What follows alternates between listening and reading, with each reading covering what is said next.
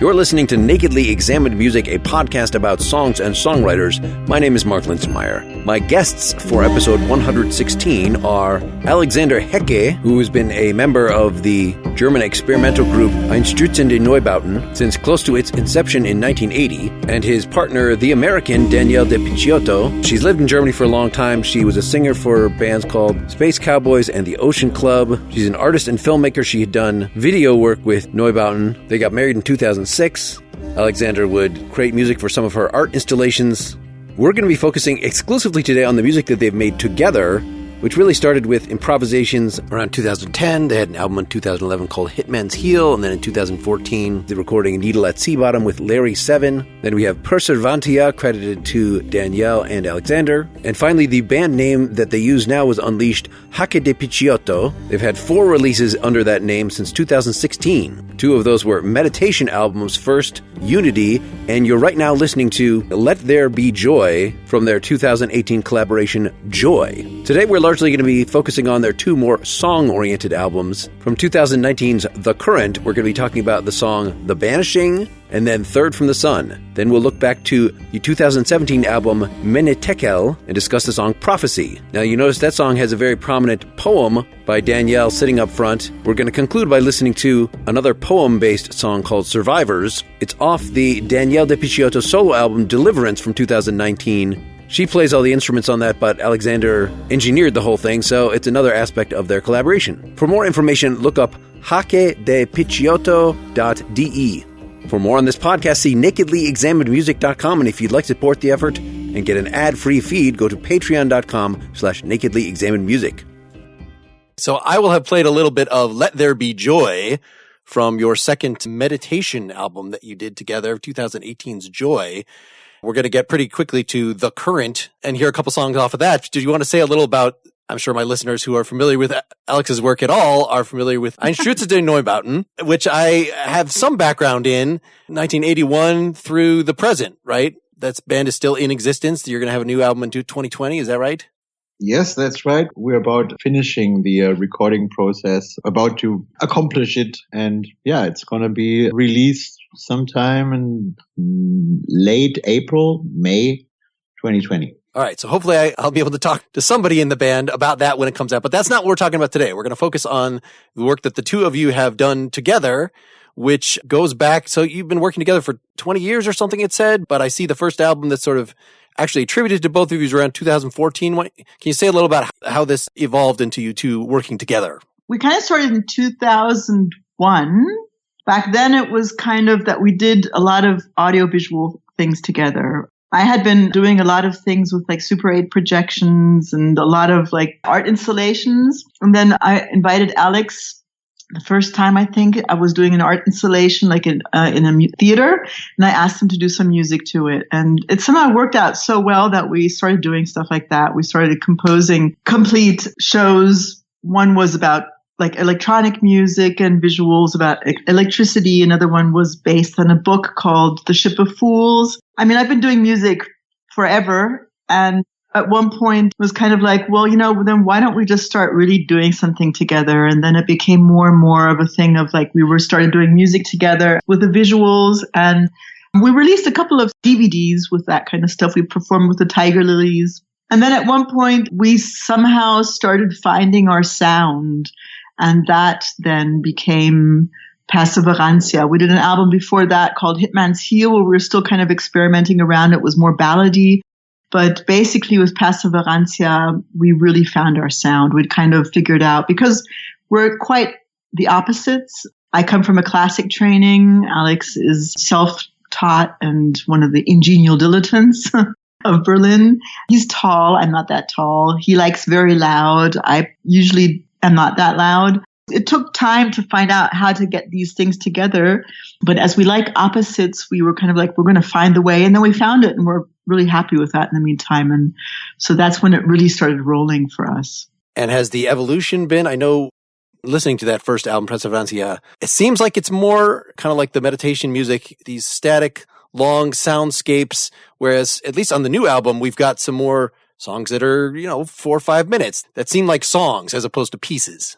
Has that been part of the evolution of working together? The stuff that we developed on Perseverancia was based on improvisations and just like starting to resonate with each other and getting vibrations going. And we started adding more lyrical content in the next one, in Menetekel, where Danielle would do more spoken word, and we were more taking a stand on what was actually happening in the world around that time in 2016. And if you remember, that's why it turned out to be a rather dark record. With this one, we wanted to infuse it with more like energetic kind of material. So there's more rhythmical tracks, and there's more like a get up and take a stand, and we try to infuse our music with more energy and more fire, if you will, than the last two ones. Yeah, also because when we were playing our shows last year, we toured a lot.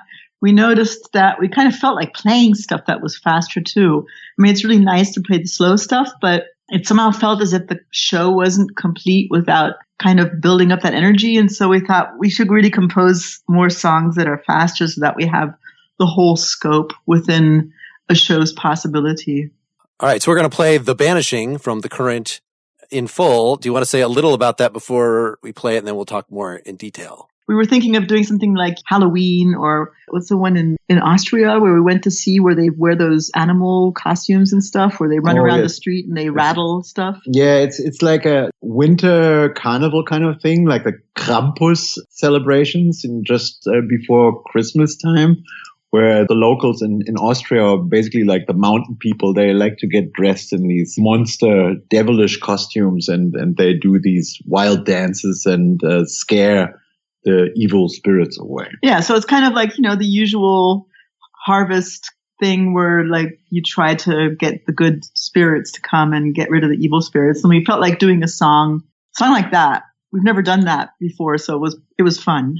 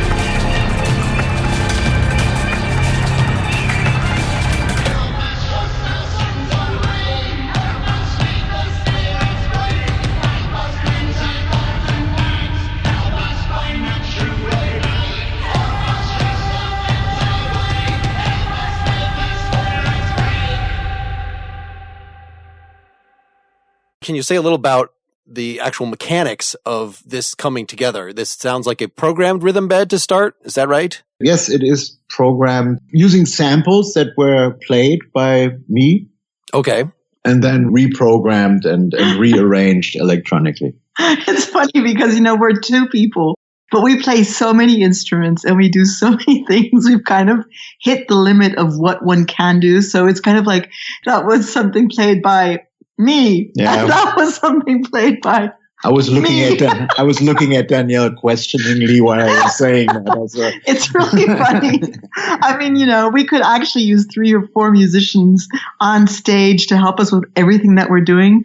And we might have to do that with the next album because we just do so much. Okay. So it's more like playing a pattern and then digitally manipulating it to make it that fast and tight and repetitive rather than, searching around patches for appropriate sounds. We don't work much with patches. Well, we don't work with presets at all. We like to build our own patches. I wrote a sound set for a virtual synthesizer in 2009. I did this thing for a company called UHE, U-HE, a German company that builds virtual synthesizers, and they have one product called Zebra. And I wrote a sound set for that. And that's been my mise en place for the last 10 years that I use a lot. So all the electronic sounds are basically programmed by us. Just the selection of instruments within that initial rhythm bed there is great. That you're playing some kind of recognizably, there's something that corresponds to what would be a hi-hat and what would be a kick and what would be a snare. But the kick is not low so that you have room for this. You can go boom, the low is still open for something to come later. The hi-hat is some kind of windshield wiper is what I wrote. Yes, some sound that's not a hi-hat. There's a physical analog in, hitting something that is where this initially came from, or you're at this point working with the virtual synth for those particular sounds.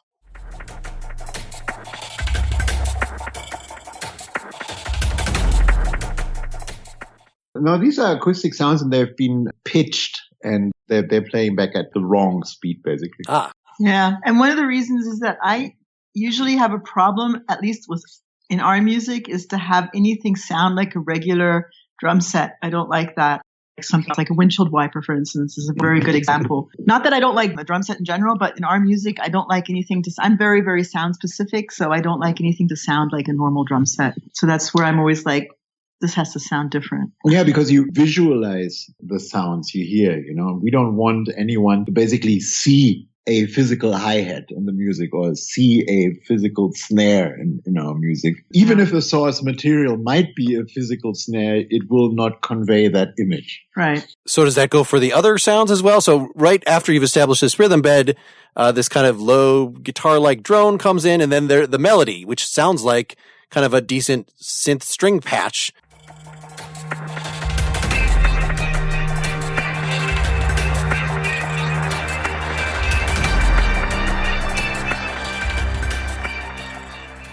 But is that, actual violin put through processing or something? Yep, I played that. So you're going through all this effort with acoustic instruments to get something that is like, that particular riff sounds like kind of one of the staples in techno. I mean, this whole song sounds like a techno song, but this is the most low-tech techno in some ways, I guess, that I've ever heard. Funny. I never thought of techno track. It's like a tribal ethnical techno. It's techno without electricity. So let me actually jump to 40 seconds in where that bass sound that you introduced sort of gains an extra octave layer and, an extra harshness.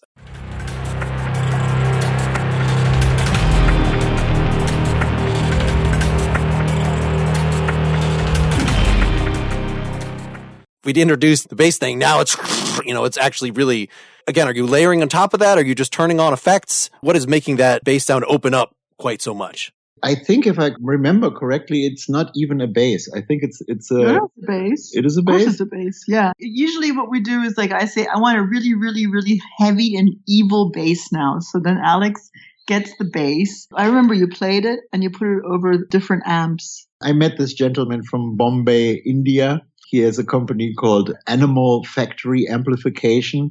And he built this distortion unit that, as opposed to other distortion units, doesn't eat up bass frequencies, but actually adds bass frequencies. It's called the God Eater. And on his panel, it has the, like a little reprint of Goya's Kronos painting, Okay. Francisco Goya, like the Kronos biting off his son's head. Yes. And so the knobs on the effect don't tell you what they do. Instead, they have the names of the 6 moons of Saturn, or the 6 gods that Kronos devoured, Demeter and Zeus and, all of them. And that's my go-to bass distortion pedal these days. All right. And then we actually get singing here. This is what makes this an actual song. So was this whole album a concept album? We did have a kind of a concept, and one of them was, that we wanted the energy, that we wanted something that we could play on stage that had more energy. It was also all the music that we do, we obviously play it for at least 2 years. So whatever we compose is going to affect our lives. We also had the really strong urge to do something that would affect our lives in the way that it would give us a positive energy push. Because at the moment, in general, things are kind of difficult and depressing everywhere in a way. I mean, there's a lot of depression around, just energy-wise.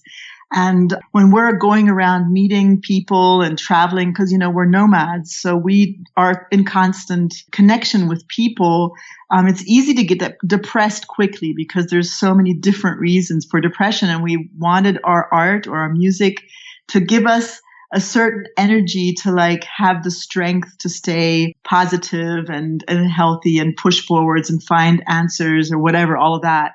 And so that was kind of the basic theme of this album.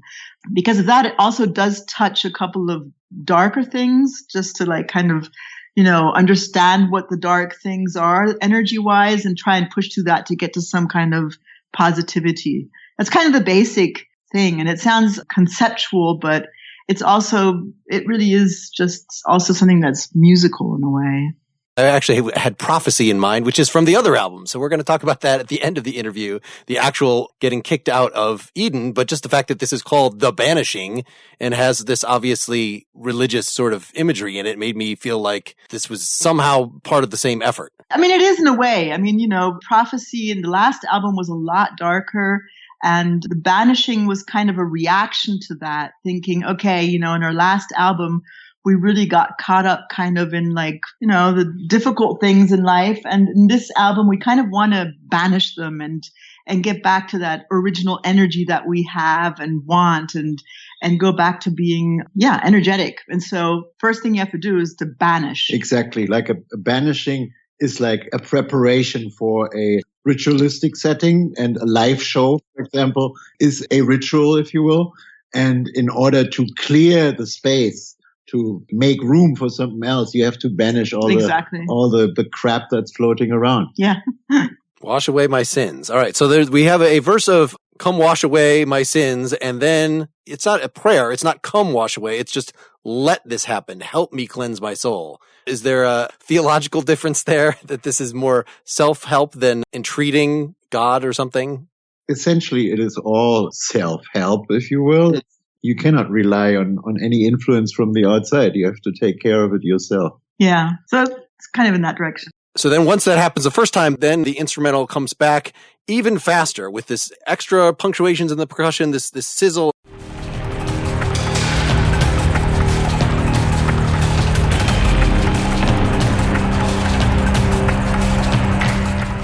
Yeah, so we kind of doubled the density of the percussion here. And did you just actually get a pot kettling? What is this sizzling, making this whole thing a little more evil, this section?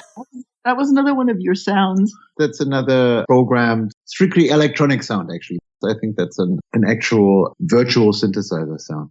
Usually we try to do everything either instrumentally and then distort the instruments, or we use sounds that Alexander worked on before and did electronically, or that I did electronically with my Roland. But in general, it's kind of basically that. We don't use really anything else besides that. So I like the idea of this as tribal. That really makes sense of the just layers and layers of percussion, that it's, as if the whole tribe or the bunch of dancers and drummers are jumping around doing their various jams over each other, including, you can throw in, if you're playing a regular drum kit, you do your tom fills, then you stop playing on the snare. But no, here you can just keep everything going full tilt and still have some extra and just extra things that take up different spots in the stereo space or in the area of available pitches.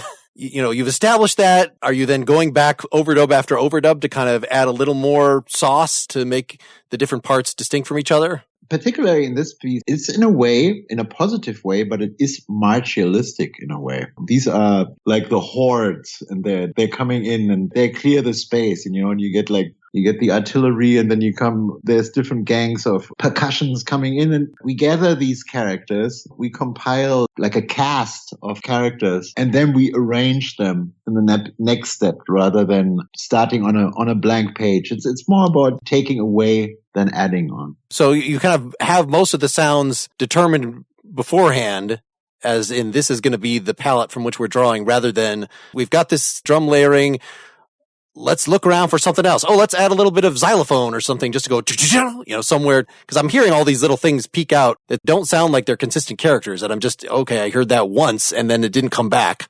But maybe that's just me not noticing things. It depends. I mean, we also kind of work on our pieces.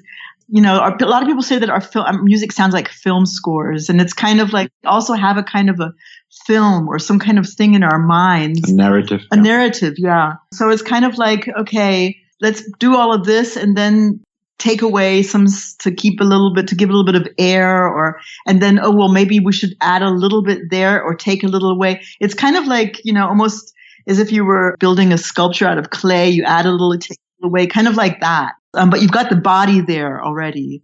So sometimes we could, like, for instance, if you hear one thing only once, it could be that it was there at the beginning throughout the whole song, but we took it away and only left it there. That's possible too. It just really depends on, it's a very kind of instinctive way of working because we don't use regular kind of chorus verse thing. And so it's very kind of different with each song, actually. The musical pieces, they turn into entities, characters of their own, and they sort of tell us what they want us to do rather than we are sculpting them.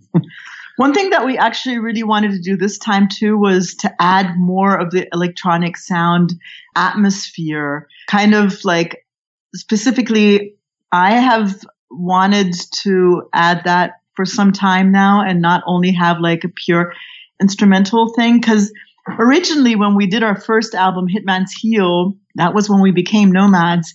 And we said we want to do something that we could play on the street. So we had no overdubs. We only played specific instruments, and that was it. That's basically where we started and we've been coming from. And this time, because I've been doing more with electronic stuff in my solo work, and Alex has always done a lot with electronics, we were kind of like, okay, we've found our sound with the different instruments that we play and the way he does throat singing and I do the lyrics and all that. But that one thing is still missing, that electronic area in which both of us have been working for a long time. We wanted to integrate that more into our music. So we were really working a lot on all of those sounds. It was important for us for this album.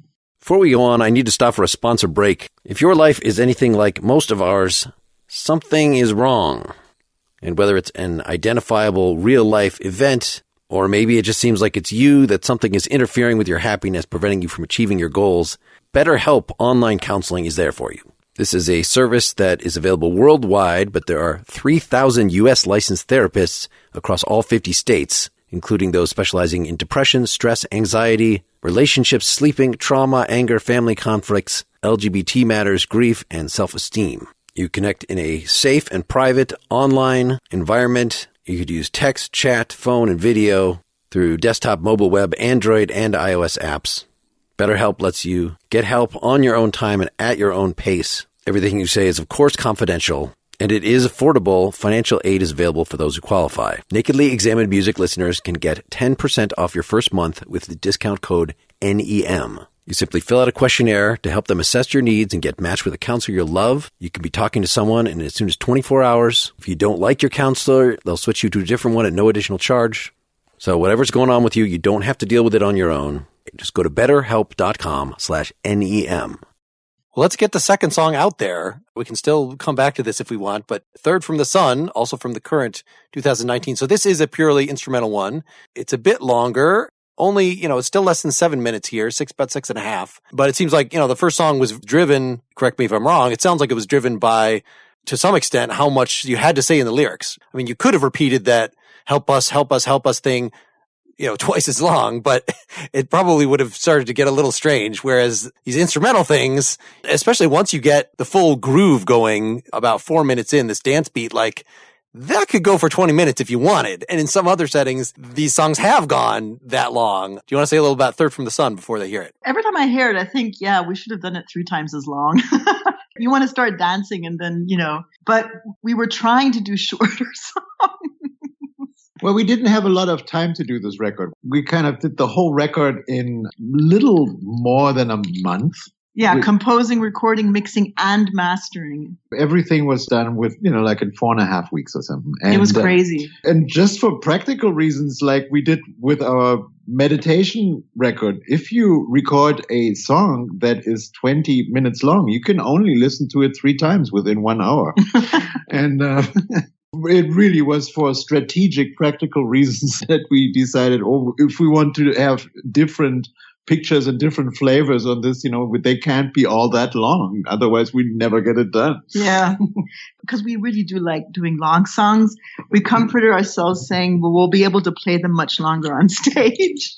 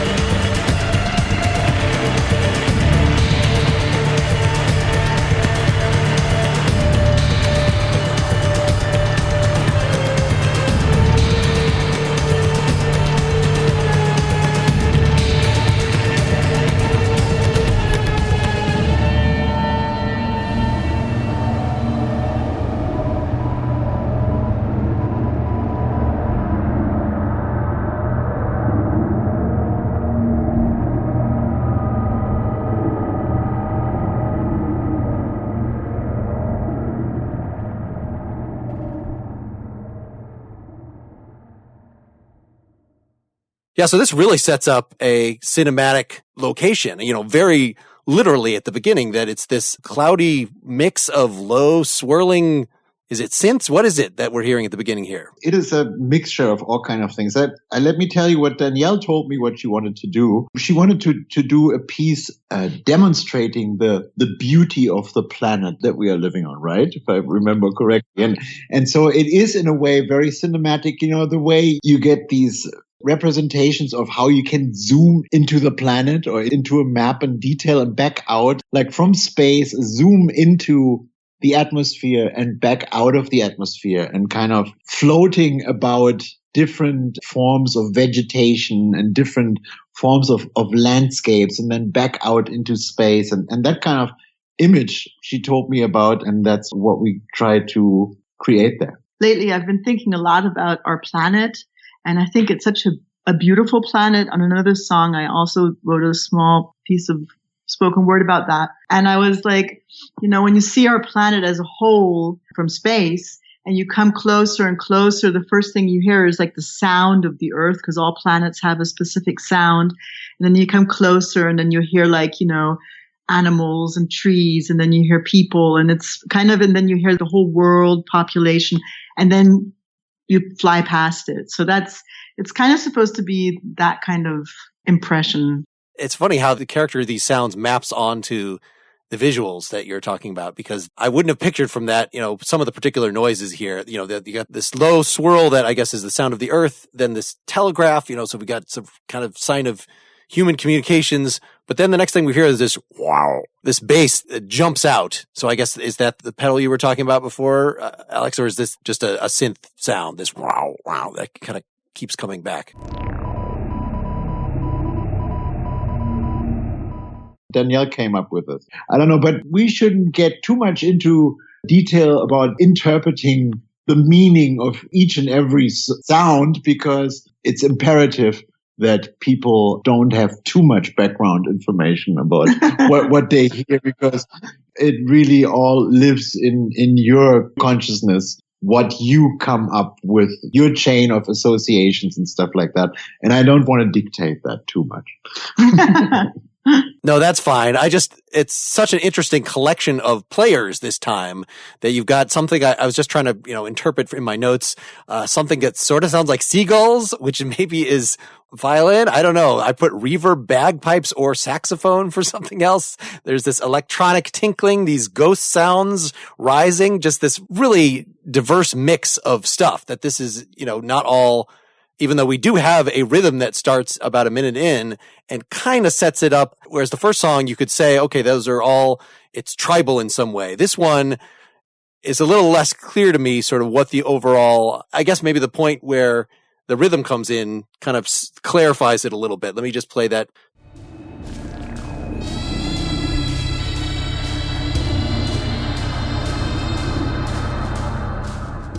So it's just like this far off marching kind of thing with these periodic lower hits.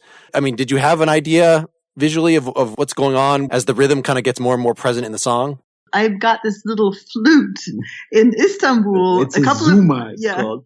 Zuma. A couple of years ago in Istanbul, I've always wanted to play it. And I actually never did. And then when we were collecting our instruments to work, I was like, oh, I would use this one. And then I played it. It's so loud. It's really small, but it's so loud. It's actually the first time I got Alex to say, this is too loud. It's actually more like a clarinet. But it's tiny. It's tiny, but it works like a clarinet. So it's a reed instrument. It has this little mouthpiece. Very simple. Where you squeeze this reed mouthpiece together, and it's incredibly loud. It's kind of like a dying duck. But it's like an incredibly loud dying duck. Well, yes, that's what describes bagpipes. So that's, I guess, why I made that connection. I was only allowed to play it a couple of times because Alex said that he just couldn't. It was just too loud. It's just a very effective piece. It's like a weapon, that thing. it'll cut through anything. No matter what you do, incredible. You can have like 3 Marshall stacks going with distorted guitars. That thing will cut through just by itself. I'm actually really proud of having achieved that, because to be able to get somebody from Einstürzende Neubauten to tell me that I'm too loud with a little flute is really an achievement. We start off with this sort of far off marching, but then this pretty detailed kind of tribal bongo thing comes in pretty quickly. And then I think it's not until about 4 minutes in.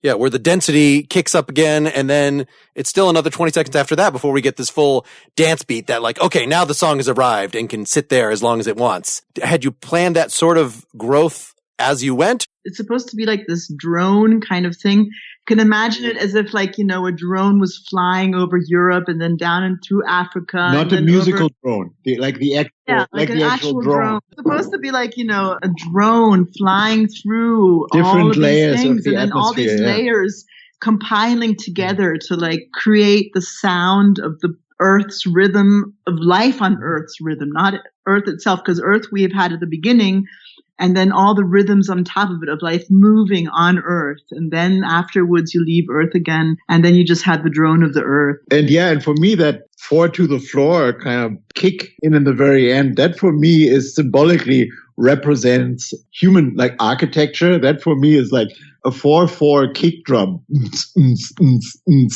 That is for me the equivalent of the 90-degree angle in architecture, where it's just square. It doesn't get any more square than that. All right. So then with that rhythmic bed, again, you start off with this really varied melange of sounds. And as we go into it, it seems to even out a little bit more, that you've got this repeating guitar riff.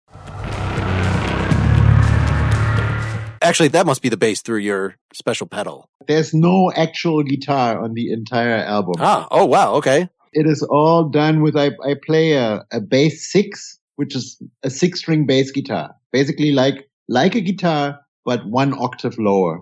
I have it tuned to an open tuning so I can play it with a slide and what have you. The thinnest string on that thing is a 26 gauge. So there's no actual guitar strings. Let me play near the end. There's kind of a solo. It's a little more drone-like than a solo. It's not a wheedly solo.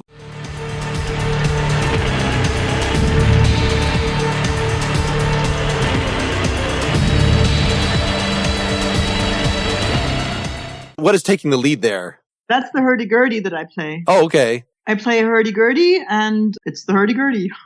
Yeah, no, I noticed that when that came in earlier in the song, this swirling. Is it hard to mix when you've got so many different kind of textures going on? Are you kind of pulling out, okay, we need to completely pull the highs off this because it's getting in the way of this other thing? Well, we had a wonderful engineer that mixed our album this time, Victor van Hoot. He's amazing, because up to now we've always mixed our things ourselves, and this time we thought we'd actually like to do it together with him.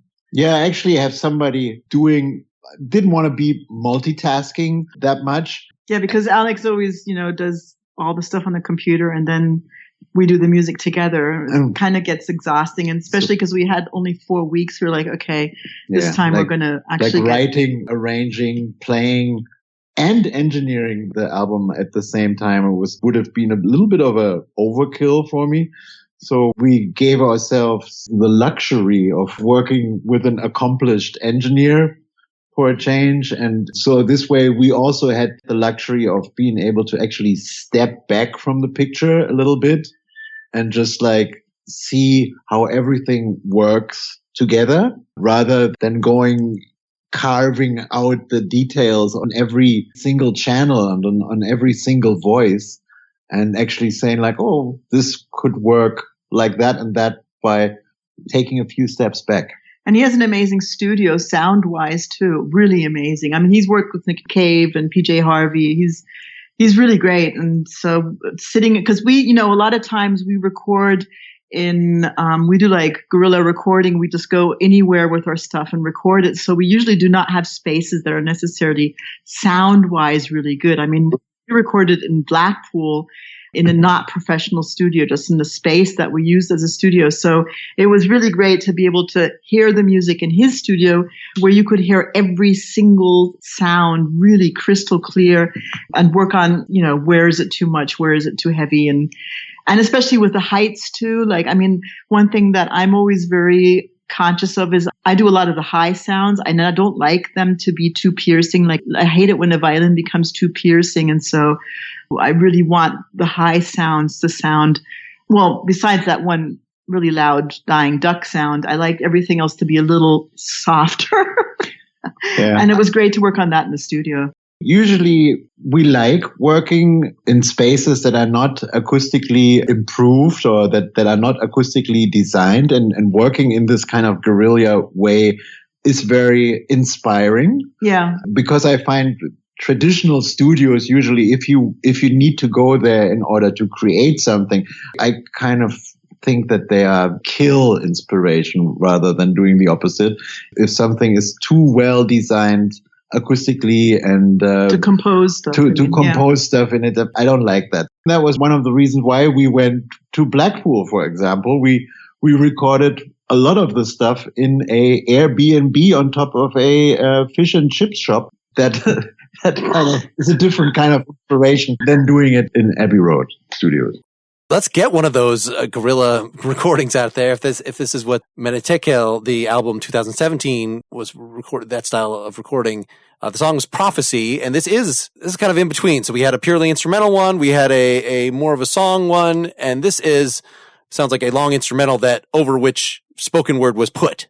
So it's not necessarily, is that right, that the spoken word did not necessarily, was it an afterthought in terms of what words exactly are going to go over this instrumentation? Or did you have the poem first and then come up with this thing behind it? Because we have the poem kind of at the beginning, near the beginning, and then a lot of instrumental for a long time. Well, I think that the background story is that we recorded a lot of that album in Austria in a church because we were doing a residency in Krems. And they gave us an empty church that hasn't been used as a church for a very, very long time. It was actually used for a hay storage, salt storage space for like decades. But now it's used as a residency space, and people can do shows and performances and concerts there. And we were able to work in that space for 1 month. And basically what we were mainly working with was echo. So we were putting up microphones.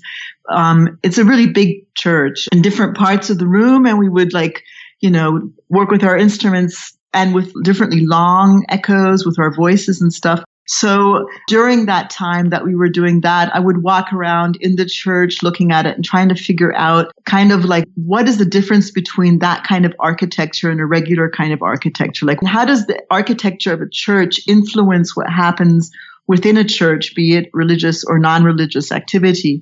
So that was really, really interesting. And because of that, I also started thinking about the Bible or all kinds of different religions because we were in that environment. I'm not really religious in any way, but it was pretty interesting. And so at one point, I suddenly, I was like outside. It's a very beautiful area. It's an amazing wine area too, where we were. And there's these wine mountains everywhere. And I was looking at it and I was thinking, God, nature is so beautiful. And I suddenly thought, this is paradise. And I was like, oh my God, we're still in paradise. And maybe that whole story was a prophecy. And that's how it came about. So it was all one, like working in that church and thinking about religious stories and thinking about religious things and trying to not think about it in a church and trying to see a church just as an architectural building. So it kind of all happened at the same time. And what we did was we just recorded all kinds of stuff there. And then at the end, put the things together kind of like in a puzzle piece.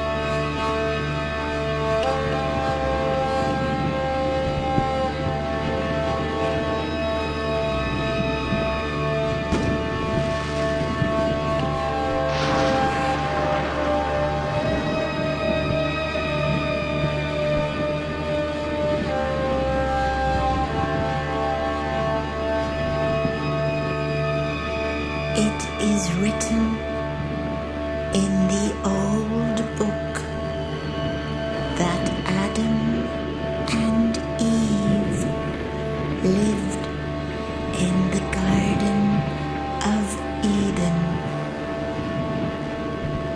and that they were corrupted by the snake, and so they lost their right to stay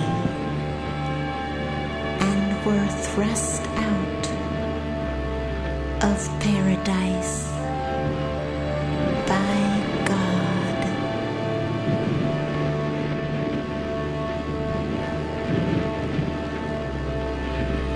But what if this story is not one of the past?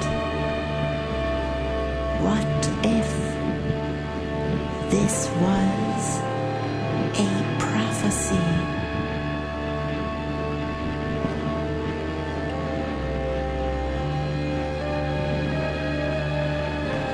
We are the blind that must learn to see, to hear, to understand the writing on the wall. The great rains have begun.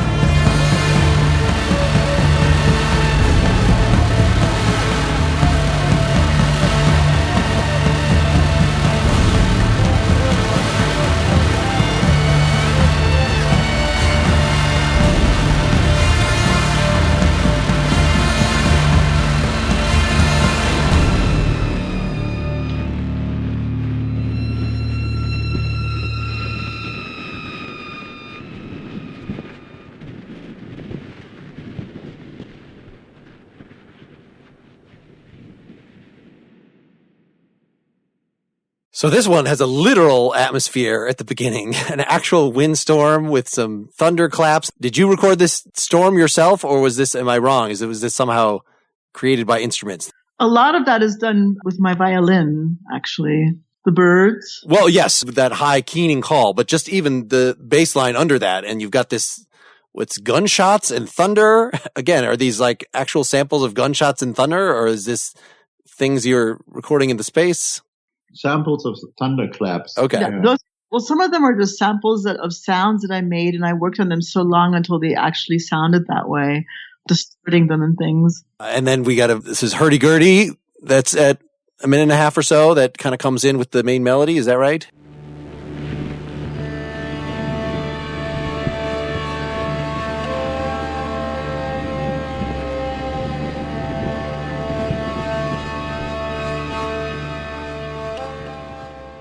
Yes. And then we've got the poem itself, which is very deliberate. Is that just the style of poetry reading you do? It seems like it's kind of consistent over songs in terms of how many words per minute you're uttering, that it's very, it lets you soak it up. You say a couple lines and then like, is it done? Oh no, here's some more. I always try to kind of like not have it. It's hard to explain. I don't want to be actually speaking or have it sound like somebody's talking or speaking or reading or the regular kind of recitation. I always try to somehow make it be part of the music, like for it itself to be music. I once had this really interesting experience that I had to read a German poem in an Italian performance where nobody could understand German. So I thought, okay, well, if nobody can understand what I'm going to say anyway, I might as well make it sound really nice. And so I basically I spoke the words, but I pronounced them differently than if you would have, if it would have been German. And so I thought it's actually really interesting because if you think of it, the voice is sound and words are sound. And so that's what I try to do with my spoken word is to like, of course, the content is very important, but the sound itself, I try to make to be music and not necessarily see them as words. Do you have any particular influences? Like Laurie Anderson sort of comes to mind as somebody who I think similarly, it's not just that she's reading a poem, like her particular very distinctive mode of recitation that is blending into the music in certain rhythmically interesting ways. I really like what she does, but not necessarily the way she speaks. So that wasn't really my influence. I had a hip hop band in the early 90s.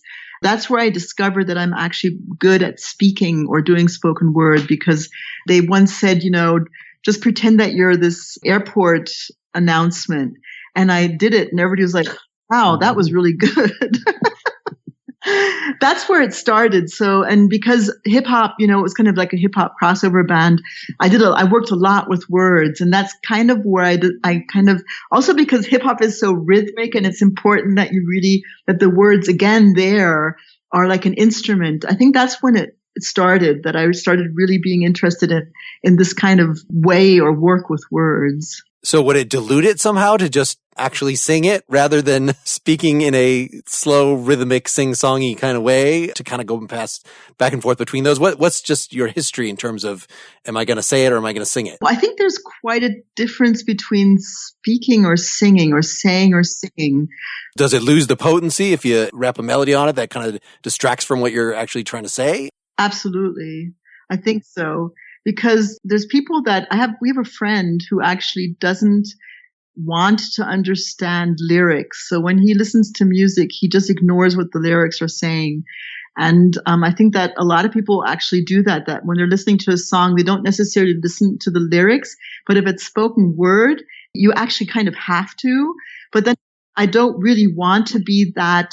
I don't want to be that schoolmasterly in a way. So that's why I try to soften it so that it's not really only being spoken, but it's kind of like weaving in and out of the music. It's also what I like about Danielle's work is she is internalizing the meaning of what she's speaking, and she is actually vibrating the words she is speaking rather than just reciting them. There's an actual internal process while she recites those lyrics that would be different if it would, she's not an actor. She's not interpreting the words in an ambivalent way like an actor would. It's her internal process that is conveyed in the way how she vibrates those words. And that's what I think makes it very extraordinary. And also I find that, for instance, funnily enough, when I listen to poets reading their poems, I often have difficulties concentrating. And so that's another reason why I often make pauses and stuff like that, because that's the time I need to understand the full depth of what I'm trying to say. And I kind of think that maybe people who are listening would need that much time too. So sometimes it can just be a word. I mean, even a word for me has an incredible power. We did a meditation album where I recite 108 words that make me happy. And every word, when I was reciting it, had the power to make me cry because words can be so strong. So sometimes when I take a break, I feel that that's what it's needed for that word to really unfold its complete depth. Yeah, I noticed that on your meditation soundtrack albums too, insofar as there are lyrics at all. It's kind of incantations. It's mantras. It's the power of this particular word as opposed to, well, that's obviously different than, I want you to understand my poetry, so I'm going to read it deliberately. But it's in the same family of uses of language. Then the lyrics are done and there's still 5 minutes of the song left. And this is another one that I feel even is less restrained, whereas the previous tune we talked about, kind of Third from the Sun, I feel like the progression of the rhythm sets a little bit, is a little like the lyrics were in the Banishing in setting the strictures of how long the song can go or, what feels natural. What is determining in the latter portion of Prophecy here? Is it this sort of growing, is it a viola? I mean, there's periodic in fact, let me play 418, this Eastern violin melody the first time it comes out.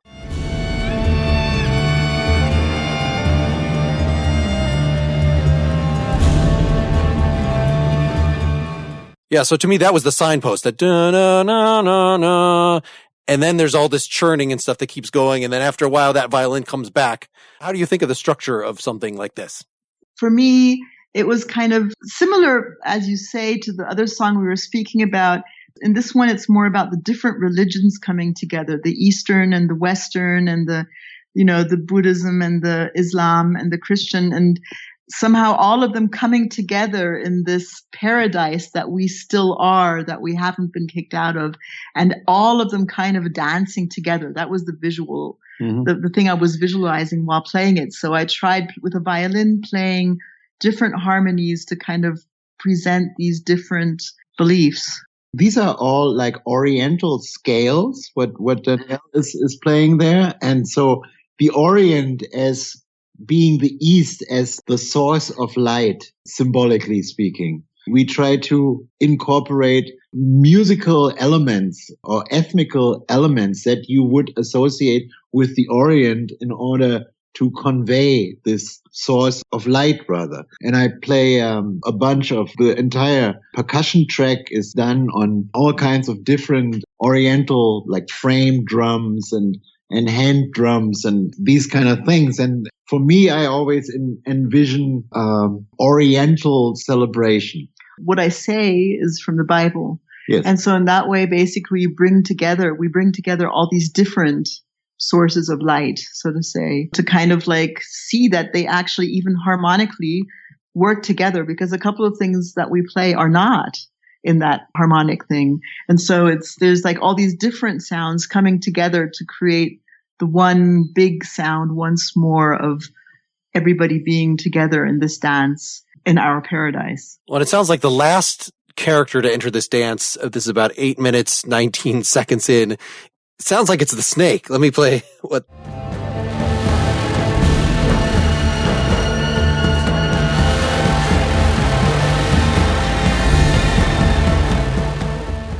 It almost sounds like a flugelhorn. Was that bass through effects or? It actually is. This is one of the few cameo appearances on this record. It actually is somebody playing a trombone, I believe. Recorded also in the church is our friend Richard Klammer. He's an accomplished brass virtuoso from Austria. And he is actually playing those either trumpets or trombones. I think both. Yeah. So I did. Both. Yeah, we did extensive recordings with him in the church. Yeah, and that's what that is. Yeah, it's either a high trombone or that's why I said flugelhorn, because it seemed like I just couldn't tell. It's not piercing like a trumpet. It's not super high or anything. Yeah. Actually, let me ask you about the dance. Do you think in terms of time signatures? Is this whole thing it sounded like it's in maybe 6/4 or 3/4, or sometimes it just, it's definitely got just a constant pulse to it. So you could kind of think of it in one, but how did you think of it as you were doing this? I don't remember this particular piece, but what the actual time signature is, but I do love odd time signatures. When we spent time in Istanbul, we did this documentary about the musical scene in Istanbul in 2004, and I spent some time there, and I learned about how Orientals work rhythmically and how they count and stuff like that. And since then, I've been obsessed with odd rhythms that way. I think they're just so interesting, and so what they do to you physically and mentally, I think, is it just goes so much further than our stereotypical Western 4 to the floor, 1, 2, 3, 4, and everything's in eights. And it really is boring when you think of it. And there's so much more. I think also it's a prejudice to say that odd rhythms like a 5/4 or 9/8 and stuff like that they are inconceivable to a Western person, or that they are too intellectual and stuff. If you spend some time with these signatures, you can really find a place in your body where they reside and where they resonate with you, and spending a lot of time and effort in promoting to overcome these prejudices against odd rhythms. I love them. The movie was called Crossing the Bridge, The Sound of Istanbul by Fatih Akin. There's some really funny scenes with Alex and a couple of Roma musicians vary each other and doing different ways of counting, which is pretty incredible.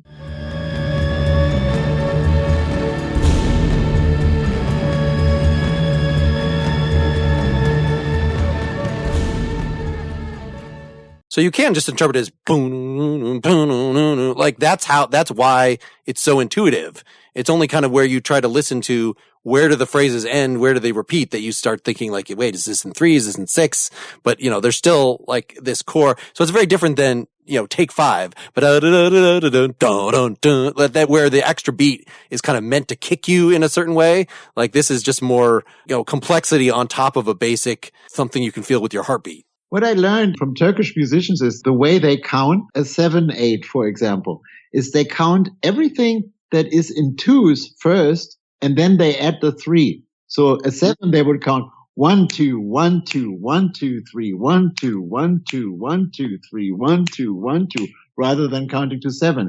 If you make yourself move and if you make yourself swing that way, you can comprehend and get into very complicated rhythms. Well, thank you so much for doing this. Before we get out of here, we're going to stick one more song at the end. I thought we might as well put something from the release before this, which is actually a Danielle solo album. But I see, Alex, you mixed it. You did some engineering from the album Deliverance 2019. The song was Survivors. Do you want to say a little about that before we say goodbye and leave them with that song? That album, when I was writing it, I actually had planned again on writing something that was very uplifting, but it turned out that I had a lot of things to say about things that weren't necessarily uplifting. And my album as such has become quite, well, not dark, but quite serious. And so I felt that I definitely have to find something for myself, which is in a way uplifting. And this song is what that's about, Survivors. And I think that the sentence in this song, which is the most important for me, is, we're living on this planet and we're in the middle of space and there's like nothing else far and wide. And we don't know what's going to happen. We don't know where we are. And there's nothing we can hold on to except each other. And every time I say that, every time I perform it, I have to stop for a second because it always touches me again and again, because basically that's what it comes down to. We're here together. And we can just give each other strength and support. And it's really important to remember that. And I think remembering that might help us all to find a happy end. All right. Any final words, Alexander? Word. Well, thanks to you both. This was great talking to you both about this wonderful partnership. Looking forward to hearing the next thing. Oh, thank you. Thank you. Thanks for having us. Yes, it's been a pleasure. Sometimes, when I'm sitting alone in in the subway, or in the cafeteria, or on a plane, watching people, I have to think of the fact that we live on a planet which is racing through a mysterious black universe of which we know nothing except that it is endless,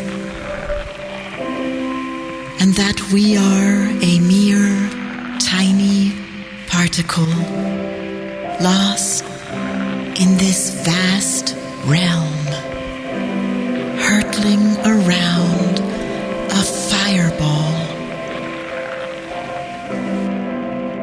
And yet we do our chores, we feed our cats, try to survive taxes, politicians, and talk shows, pointedly ignoring the fear that hovers over our heads, balancing the sky and the heavens, with nothing to hold on to except each other. And in spite of this impossible situation, we believe in justice, in honesty and decency, and that there will be a happy end. And I feel touched by the fact that we are so weak and yet so tenacious, so ignorant and yet so hopeful, that we refuse to give up or in. And I look around and see the lined faces, the gray hair, the heavy bags, the worn-out shoes, and am amazed that the magical spark of survival is always there, willing to overcome, to stubbornly resist all odds. And I feel a wave of awe sweep away my doubts and worries. And I feel a joy so strong that I suddenly believe there could be a happy end in spite of it all.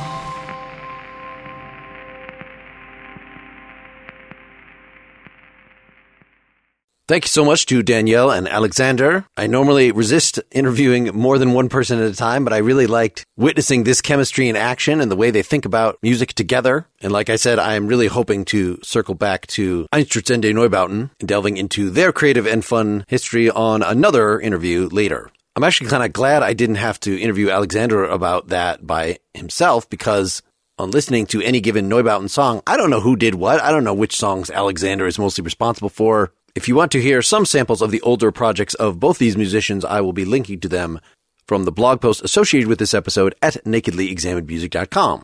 So that was really my last 2019 interview. Everything from here on out is 2020, next being Chris McQueen, guitarist for Snarky Puppy and Fork, F-O-R-Q. I've recorded 3 since then, most recently with the folk singer Casey Clifford. Look her up. It is right now, to my mind, the worst part of the winter, at least in my part of the world. I hope you're all doing well, staying healthy. If you wouldn't mind going on the iTunes store or wherever you get your episodes here and leaving a nice rating or review for this podcast, I'd really appreciate it. Maybe share this episode around. And of course, I welcome anyone's support at patreon.com/nakedlyexaminedmusic. Until next time, keep on musicking. This is Mark Linsenmeyer signing off.